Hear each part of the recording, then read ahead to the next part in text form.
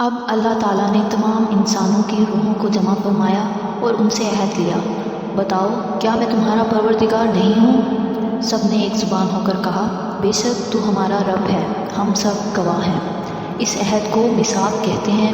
یہ عہد اس لیے لیا گیا کہ قیامت کے دن بنی نوع انسان یہ نہ کہنے لگیں ہم تو اس سے بے خبر تھے۔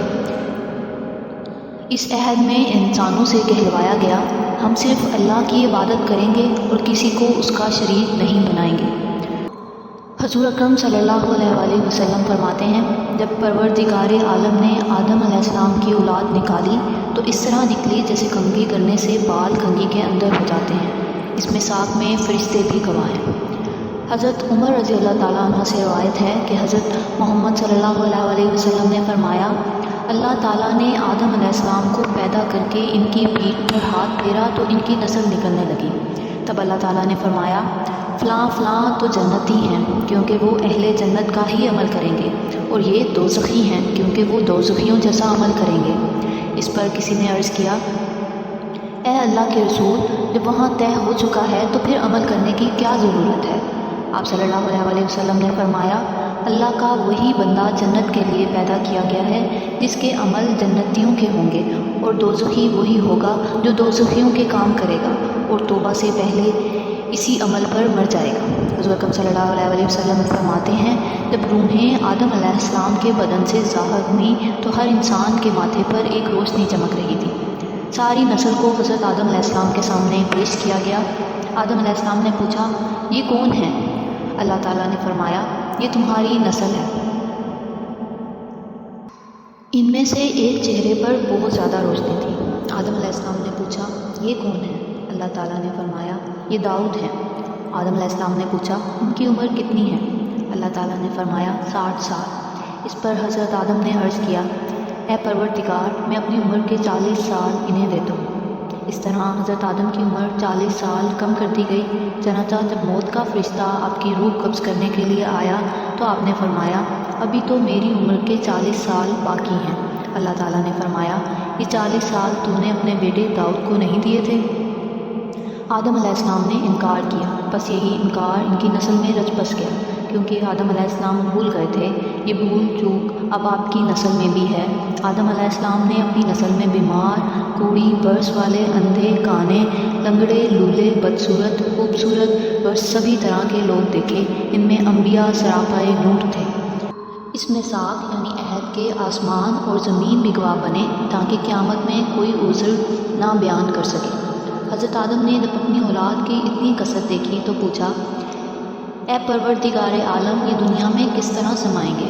اس پر اللہ تعالیٰ نے فرمایا، کسی کو زمین میں رکھوں گا اور کسی کو ماؤں کے پیٹوں میں رکھوں گا اور کسی کو باپوں کی پشت میں رکھوں گا۔ جب حضرت آدم علیہ السلام پیدا ہو گئے تو انہیں تمام چیزوں کا علم دیا گیا، چیزوں کی خاصیتوں کا علم دیا گیا۔ یہ علم نہ دیا جاتا تو وہ زمین میں اللہ تعالیٰ کے خلیفہ ہونے کا حق نہ ادا کر پاتے۔ اللہ تعالیٰ قرآن کریم میں فرماتے ہیں، اور اللہ نے چیزوں کے نام آدم کو سکھا دیے، پھر وہ چیزیں فرشتوں کے سامنے رکھیں، پھر ان سے فرمایا، اگر تم سچے ہو تو ان چیزوں کے نام بتاؤ۔ فرشتے جواب نہ دے سکے کیونکہ بشری ضروریات کا انہیں کچھ علم نہیں تھا، نہ انہیں ان چیزوں کے بارے میں بتایا گیا تھا۔ لہٰذا انہوں نے کہا، آپ کی ذات پاک ہے، ہمیں معلوم نہیں مگر اسی قدر جتنا آپ نے ہمیں سکھایا ہے، بلا شبہ آپ بڑے علم والے اور حکمت والے ہیں۔ اب اللہ تعالیٰ نے حضرت آدم علیہ السلام سے فرمایا، اے آدم، تم ان چیزوں کے نام بتاؤ۔ آپ نے تمام چیزوں کے نام اور خواص بتا دیے۔ تب پروردگار نے فرمایا، میں نے تم سے کہا نہیں تھا کہ میں آسمانوں اور زمین کی تمام پوشیدہ چیزوں کو جانتا ہوں، اور جو کچھ تم ظاہر کرتے ہو اور جو کچھ پوشیدہ رکھتے ہو سب مجھے معلوم ہے۔ اب جب اللہ تعالیٰ نے آدم علیہ السلام کی برتری فرشتوں پر ثابت کر دی تو فرشتوں کو آدم علیہ السلام کی تعظیم بجا لانے کا حکم دیا۔ اللہ تعالیٰ نے فرمایا، آدم کے لیے سجدہ کرو، بس سب نے سجدہ کیا مگر شیطان یعنی ابلیس نے انکار کیا۔ اس پر اللہ تعالیٰ نے فرمایا، اے ابلیس، تو نے سجدہ کیوں نہیں کیا جبکہ میں نے حکم دیا تھا؟ ابلیس نے جواب دیا، میں آدم سے بہتر ہوں، مجھے آگ سے پیدا کیا گیا اور اسے بجنے والی مٹی سے پیدا کیا۔ اس نے غرور کیا، اللہ کا حکم ماننے سے انکار کیا، چنانچہ کافروں میں سے ہو گیا۔ اللہ تعالیٰ نے فرمایا، نکل جا اس جگہ سے، بے شک تو دھتکار دیا گیا ہے، تجھ پر قیامت تک لعنت ہے۔ یہ حکم سن کر شیطان نے کہا، اے میرے رب، مجھے اس دن تک کے لیے ڈھیل دے کہ جس دن اٹھائے جائیں مردے، یعنی مجھے قیامت کے دن تک موت نہ آئے، موت کی سختی سے بچا رہوں۔ اللہ تعالیٰ نے اسے فرمایا، بے شک میں نے تجھے قیامت کے دن تک ڈھیل دی۔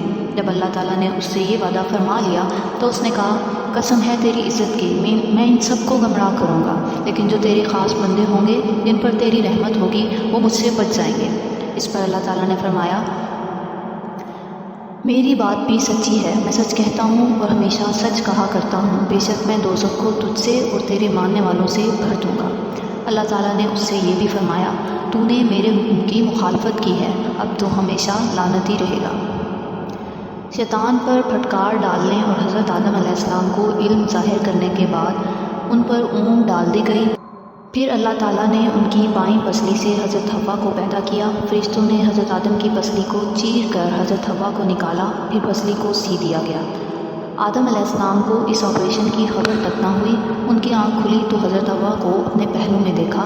اب ان دونوں کو حکم ہوا، اے آدم، تم اور تمہاری بیوی جنت میں رہو اور جہاں سے چاہو خوب کھاؤ، بس ایک درخت کے قریب نہ جانا ورنہ تم ظالموں میں سے ہو جاؤ گے۔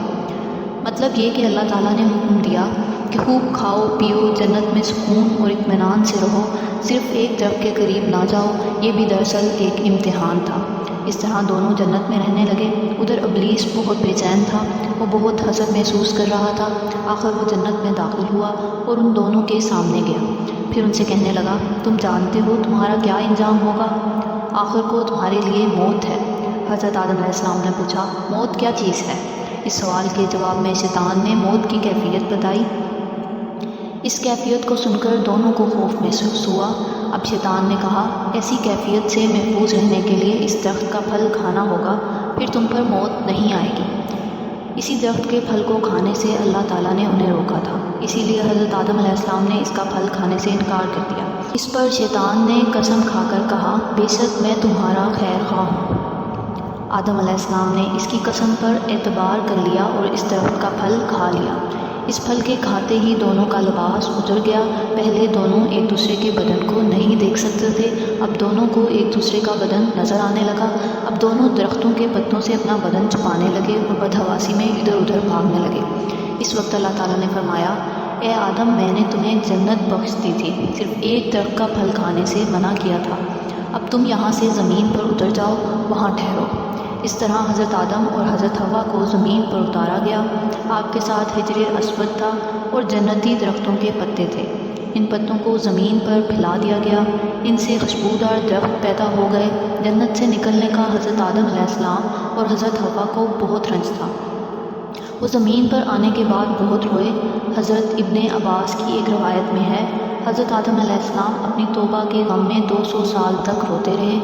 اس بارے میں مختلف روایات ہیں کہ آپ کتنا عرصہ تک روتے رہے۔ آخر اللہ تعالیٰ کی طرف سے یہ ہدایت آئی کہ ان الفاظ میں دعا مانگیں، اے ہمارے رب، ہم نے اپنے نفسوں پر ظلم کیا، اگر تو ہمیں نہ بخشے اور ہم پر رحم نہ کرے تو ہم ضرور خسارہ پانے والوں میں سے ہو جائیں گے۔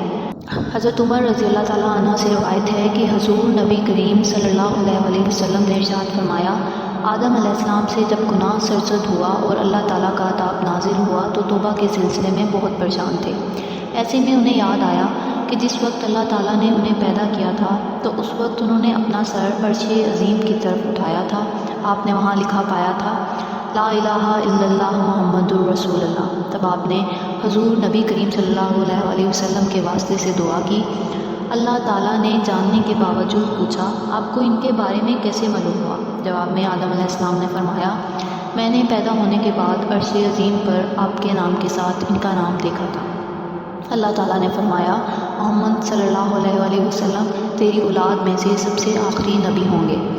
حضرت عائشہ صدیقہ رضی اللہ تعالیٰ عنہ فرماتی ہیں کہ حضرت صلی اللہ علیہ وسلم نے فرمایا، آدم توبہ کے وقت کعبہ کے سامنے کھڑے ہوئے، پھر 2 رکعت نماز ادا کی، پھر دعا کی تو پروردگار عالم نے توبہ قبول کر لی اور فرمایا، میں نے تجھے بخش دیا۔